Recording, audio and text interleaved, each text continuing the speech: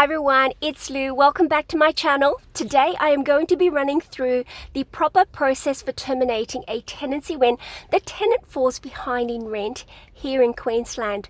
So here's how it works. Step 1.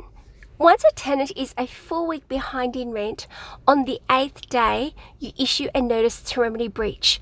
That's the Form 11 that you can download from the RTA website. This gives the tenant 7 clear days to pay the overdue amount. Now here's the important part. Just because they pay the amount that's on the breach notice doesn't mean that they're in the clear, because rent is still falling due as they go. So in practice, they often need to pay 2 weeks rent to actually catch up and be compliant. Step 2.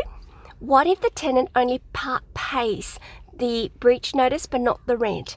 Well, if they only pay the amount on the breach notice but not the ongoing rent, then technically they're still behind. So wait 7 clear days. If they don't pay it, then issue them another notice to remedy breach. If this is the second notice to remedy breach, then proceed to QCAT under a repeated breaches. Now step 3, what if they don't pay at all?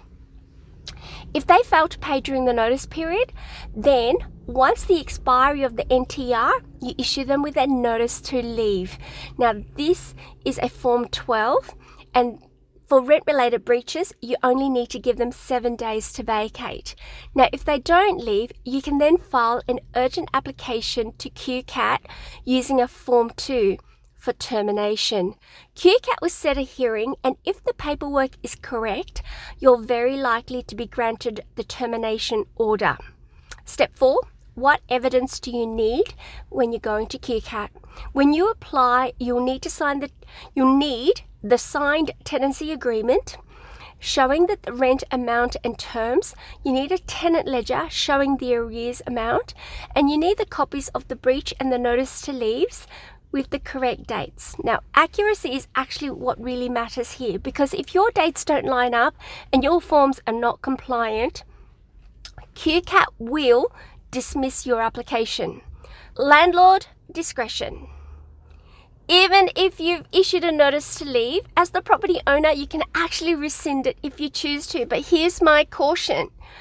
Don't let emotions or pity stories override good judgment. This is a business decision and you need to protect your investment.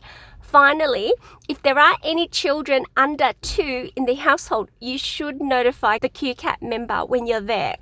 It won't stop the termination order, but the adjudicator may allow extra time for the family to vacate.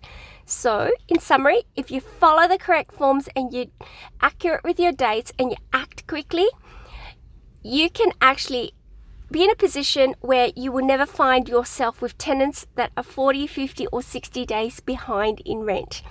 And just a reminder, you need to always check the current RTA guidelines or seek independent advice for your situation. But this is correct at the time that I've made this video.